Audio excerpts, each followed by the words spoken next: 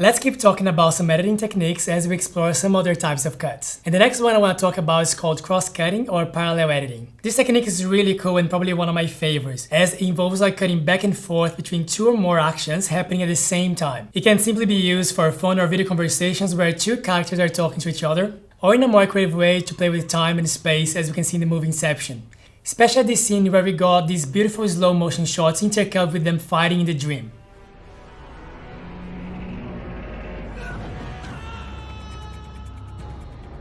This is one of my favorite movies, by the way.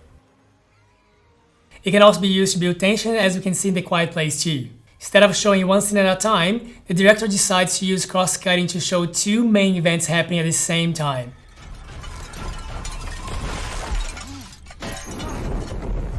And man, I'm not gonna lie, I was on the edge of my seat when I watched this movie. If you haven't seen this movie yet, I highly recommend to do so. Our fourth editing technique is called cutaway. And this method involves cutting away from the main action or the main scene to a different subject, different location, or detail before returning to the original scene. And editors can use this technique for basically any purpose. A great use of cutaways is to provide insight into the character's thoughts or emotions. By cutting away from the main scene to a visual representation of what's going on inside the character's mind, you can create a deeper connection with the audience and add complexity to the narrative.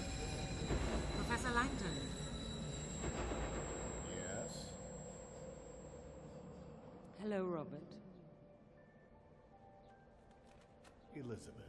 In Dumb and Dumber 2, it's used to portray Lloyd's daydream.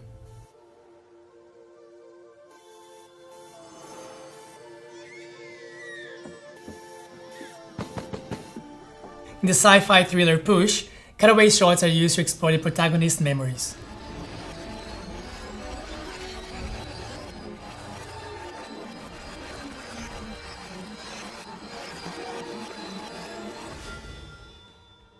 And in this intense scene from the movie Seven, the cutaway shot shows Milce's dead wife just before he shoots the killer.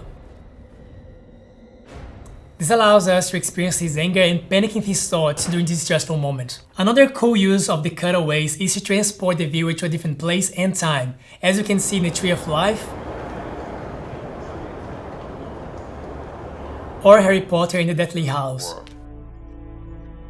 On the night Lord Voldemort went to Godric's Hollow to kill Harry, and Lily Potter cast herself between them, the curse rebounded. And lastly, a cutaway can simply be a cut to what the character is looking at, creating a connection between the shots and adding some context or meaning to the scene. Sometimes people call this a cut-in as well. Technique number 5 is called match cut, and this is basically when you transition between two similar shots. A famous example of a match cut is found in the movie A Space Odyssey.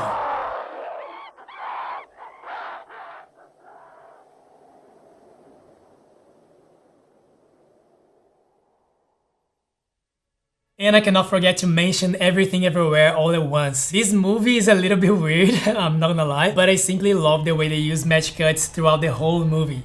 They definitely contribute to the unique style of the film, helping to emphasize connections between the multiverse. Look at this one for example. Every possibility, at the same exact time, commanding the infinite knowledge and power. In my own class project, I use a slightly long shot at the beginning, just so the audience have time to understand what the video is all about. After that, I throw heaps of cutaways to show what's happening inside the character's mind, emphasizing discomfort and confusion. Maybe your audience is going to feel a different way when they watch your creations, and that's totally fine. The most important thing is that you have purpose while you are doing your editing choices. So the chances to hit your audience and to be more assertive is like way bigger. While there's so much more to talk about video editing techniques, at the end of the day, it's crucial to remember that editing is in many ways an art form driven by feeling. Walter Murch, the famous editor of Godfather and so many other big movies, said that editing is like dancing.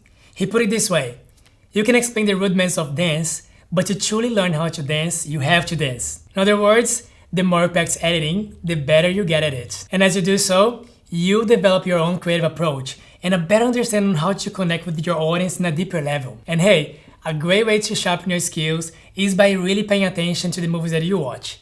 One thing that I love doing is rewatch my favorite movies a few times really, to really think about what they make me feel, how they make me feel and why they make me feel that way. So next time you watch a movie, try to think about how they use these techniques to evoke emotion or enhance the story overall. Ask yourself questions. Is this too fast? Is this too slow? How does it make me feel? This is a super helpful exercise to grow you as an editor and a storyteller. So get that into practice, and I'll see you in the next lesson.